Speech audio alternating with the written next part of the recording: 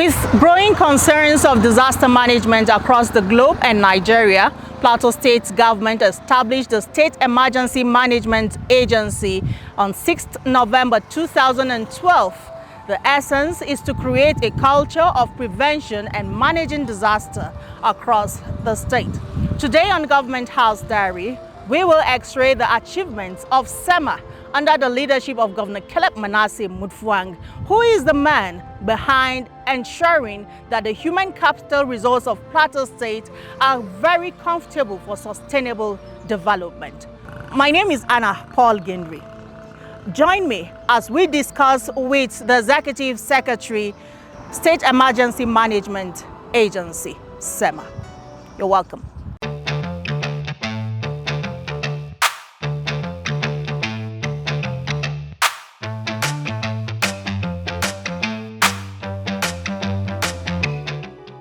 It's good to have you join us on Government House Diary.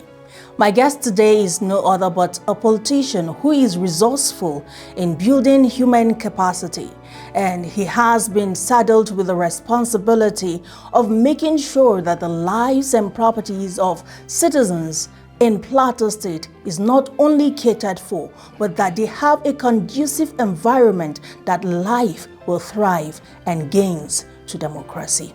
He is Sunday Abdul, the Executive Secretary, State Emergency Management Agency. It's good to have you join us on this program. Thank you very much. You're welcome. Okay. Over the years, the administration of Governor Manasseh Mutfwang was faced with insecurity, cutting down lives and destroying properties worth millions, even hundreds of millions or billions of naira in the state. But thanks to the able organization of SEMA coming to the aid through disaster management, what is the state of IDPs in Plateau State today? Well, thank you very much. The state of IDPs in Plateau State today, before I mention any figure,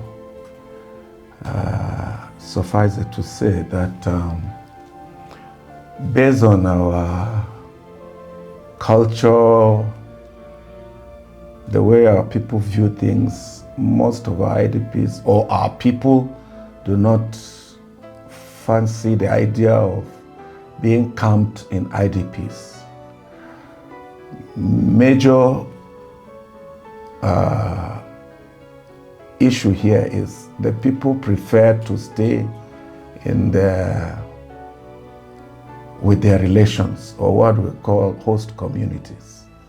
Now, before you are able to ascertain, the position of IDPs, you must be able to have them camped in a place, take note of their behavioral patterns and activities. So in Plateau State, I must state it very clearly that our people do not love staying in IDP camps, unlike other states or clients. Okay. And so by the year 2023, you know that Plateau has been bedeviled by this crisis since, well, notably 2001. Okay. Now, at that point, Plateau was bedeviled by this crisis in and out. So after some time, but by 2023, the incident that took place, at the eve of Christmas of that year, caused the state to be upside down. And so there was an IDP camp in Mangu, there was an IDP camp in Bokos, because these two local governments were attacked simultaneously. Apart from the IDP camps in Barikiladi, in Riom and Bassa, But today, we have up to 400 host communities. Households that have gone back to their ancestral homes, wanting to again kickstart their lives, even though it was disrupted by the incidences. Today, we have up to 48,000 IDPs in Plateau. Apart from those that have gone back, because it was up to 122,000 by last year, and 2023. But last year, 2024, it reduced to 90, and now 48,000. Okay. So by virtue of what you're saying, that Plateau State does not have any IDP camp right now. Plateau has IDP camps. They have in Mangu about 3 camps. But what I'm saying is you hardly go and meet the IDPs, all of them in that camp. Okay. Yes, when we need them or when there is any reason for the IDPs to be addressed or attended to, they are called from the different, communities where they are hosted by relations and the likes. Okay. So the IDPs in Plateau are not too active. Even in Bassa, it's like that. In Riom, it's like that. In Barkiladi, it's the same. Okay. Yes, but the IDP camps are there, but not too pronounced like you see it in Benue State. Okay. Yes, that's why I use the word cultural differences. Okay. Well, thanks to the able organization of PLASEMA for making sure that these IDPs relocate to their ancestral homes. That's right. Yeah. So what effort has PLASEMA, in collaboration with NEMA, the national body, done to ensure that these people settle comfortably in their homes? The collaboration, I would say, is very seamless and very cordial, very helpful too. Apart from NEMA, we have international NGOs, we have local NGOs, we have civil society organizations. All of these bodies collaborate with PLASEMA to bring succor to our people. And so we have what is called humanitarian organization, which we normally collaborate together to organize the approaches to be given to the conditions of our IDPs. Okay. Yes, and it's quite helpful. Okay, let's look at want to have events or scenarios, activities that you've been able to do, spelling out, this is what we have done to make this community relocate, what kind of aid was given to them, what kind of, is it business or agricultural activities that you've been able to do to reactivate communities that have come back? Well, as far as I am concerned, we have done a lot of trainings. Some civil society organizations, or NGOs to be precise, brought in some programs to be able to assist our IDPs, training them in some skills and what have you. The state has also assisted the IDPs by ensuring that they are secured, even in their communities.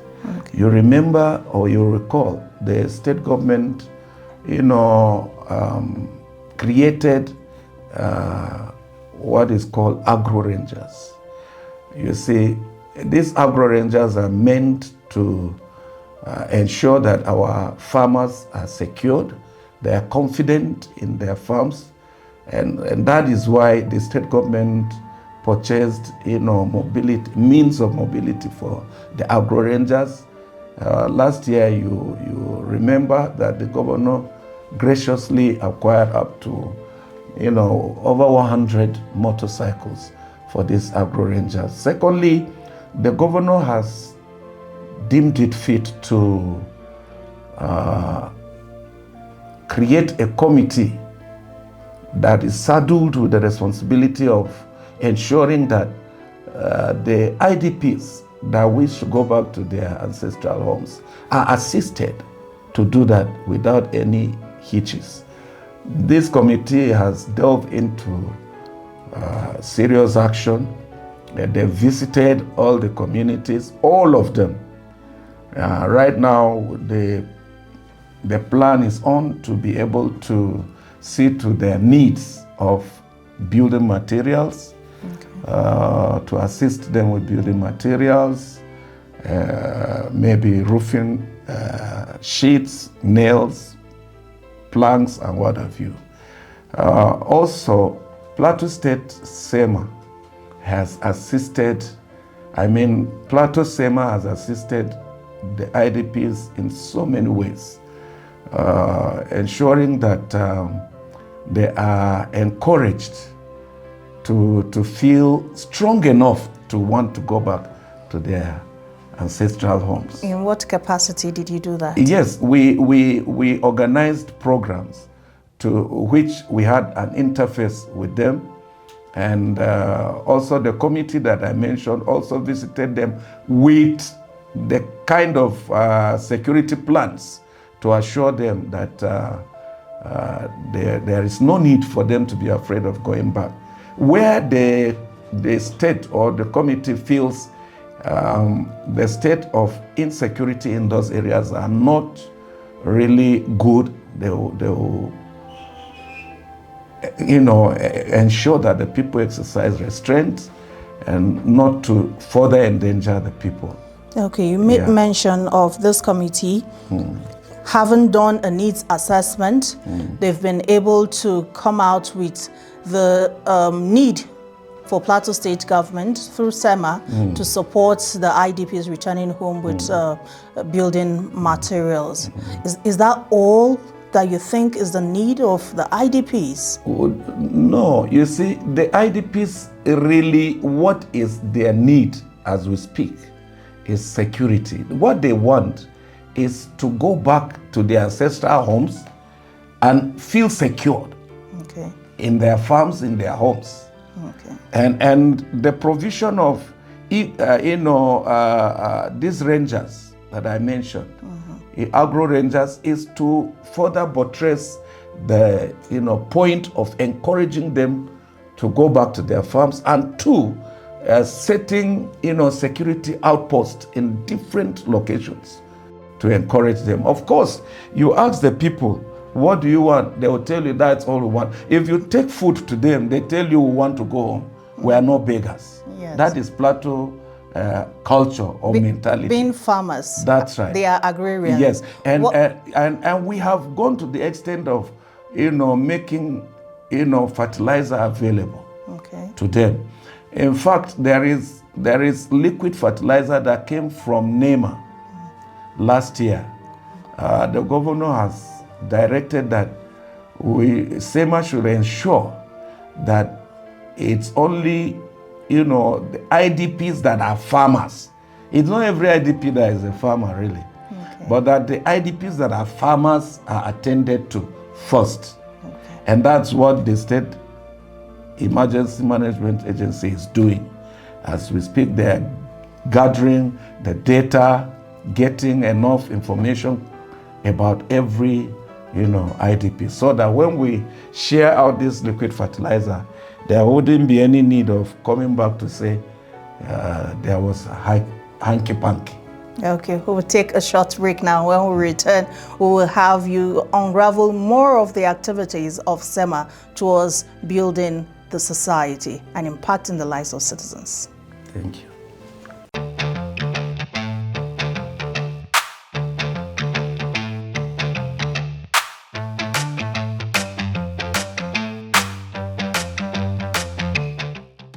Today marks a significant milestone in our collective efforts to alleviate the suffering of our people. The presidential palliative from the federal government of Nigeria through NEMA is a statement to the unwavering commitment of this administration to the welfare of its citizens. I wish to bring to you the compliments of the federal government of Nigeria under the leadership of His Excellency President Bola Ahmed Tinubu GCFR. In fulfillment of his promise to reduce the impact of the current economic downturn being experienced in the country, and in line with the Renew Hope agenda, Mr. President approved the release of over 42,000 metric tons across the country of assorted food commodities from the National Strategic Reserve under the custody of the Federal Ministry of Agriculture and Food Security. The assorted food commodities include maize, millet, sorghum, and gari.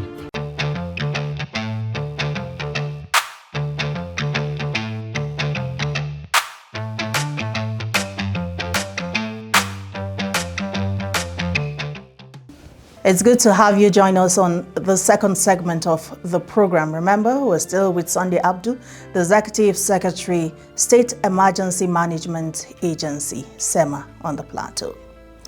Sir, you've talked about the activities or achievements of SEMA over these years of Governor Caleb Mutfwang's administration.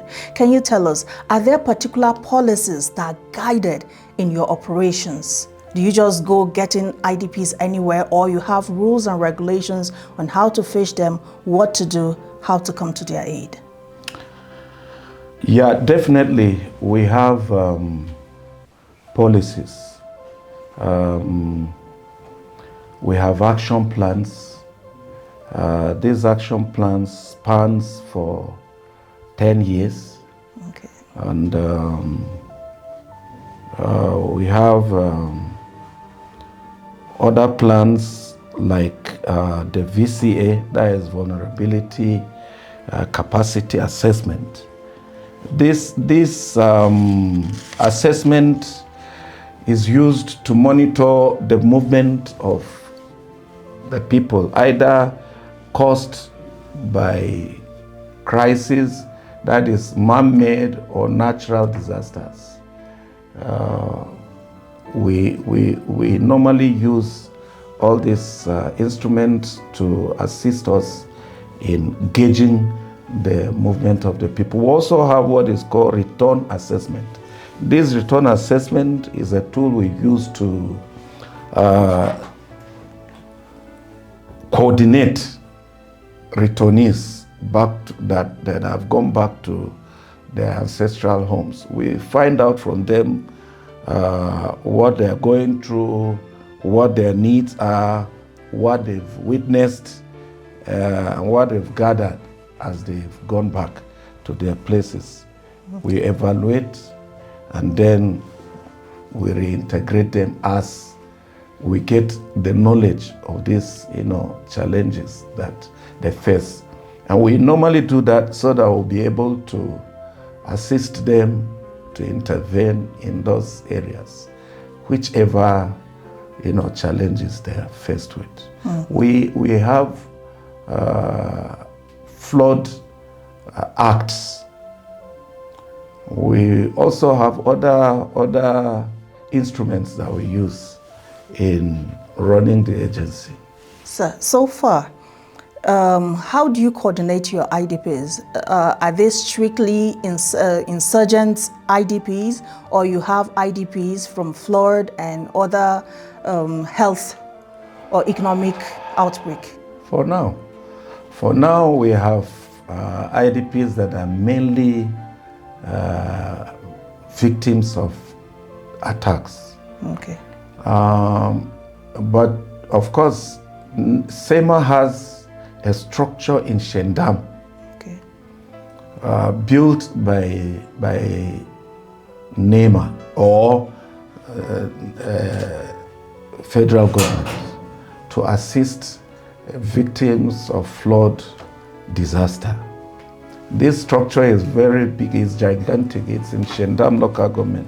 Reasons why they cited that in Shendam is because Shendam is one area that is prone to flooding. Okay. But of course, it's not put to use because we've not got to any situation that will warrant them using that place. So that edifice or that structure or that building is just wasting away. But if it were around the northern or central zone, that could have served as a very good IDP camp for us. So what are you doing to salvage that situation? Well, what can we do? We are only praying that these disturbances should even cease. Sure. We do not wish to even have an IDP camp that is that, that is built like that. But if it is natural disaster, something you do not plan for or you do not know when it occurs, okay? And in the central zone, it's only last year that we found the alarm of getting flood in Mangu. Okay. But of course, it was mitigated. It did not really occur as it was, forecasted.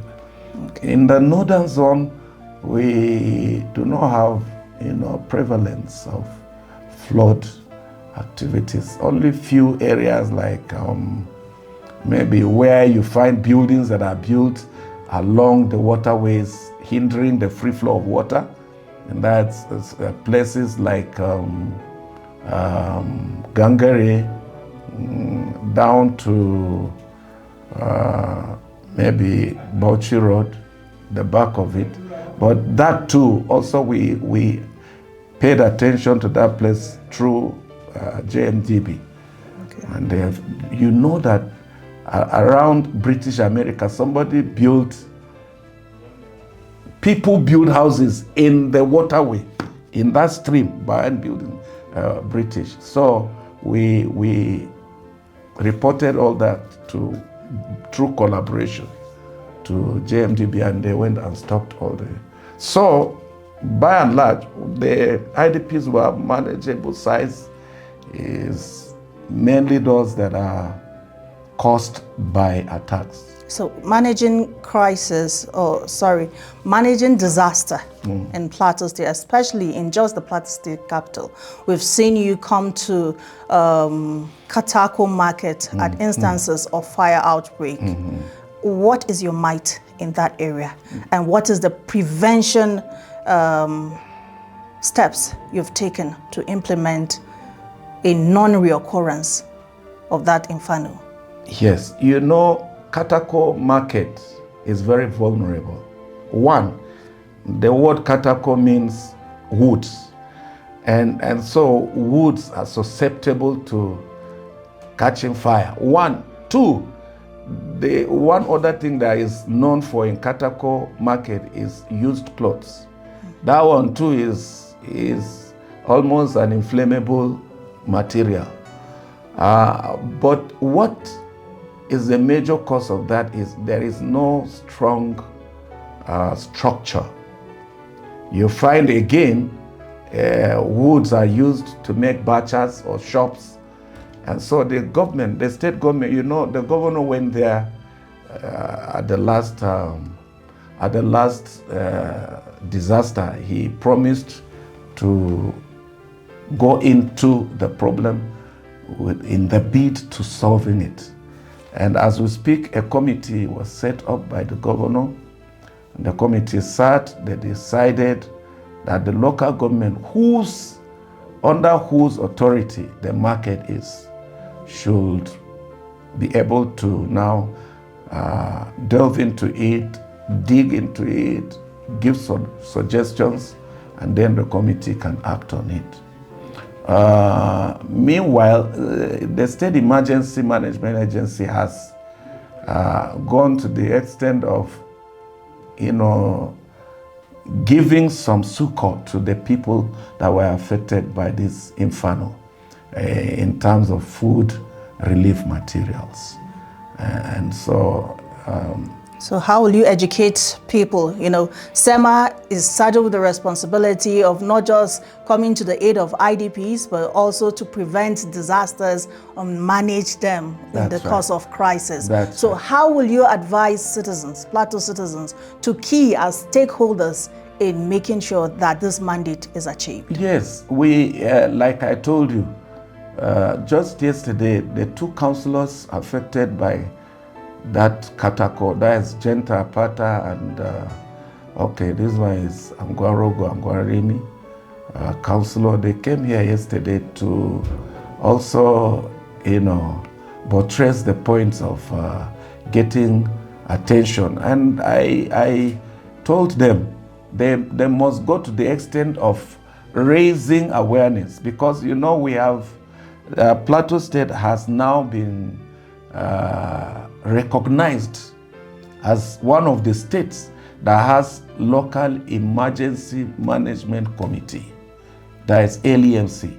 And so I had to redirect them back to the LEMC to start handling the matter. Right now, we organized a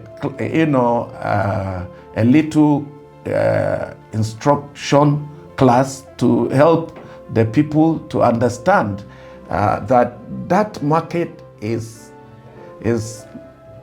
vulnerable for fire outbreaks, and therefore the way they handle fire, the way they handle inflammable materials is key. And going forward, we intend to have a general lectures in Katako market. Okay. Yes. We hope that it will go a long way to ensure the aversion of inferno year in, year out. That's right. Thank you so much for keeping a date with us. Thank you very on Government much. House Diary. God We bless hope you. that next time when we come, you will have success stories of Plateau State entirely wiped out of IDPs, and the human resource capacity of the state will be for sustainable development. Amen. And to you, viewer, you made this a date. Thank you. Join us next week for another episode. Bye.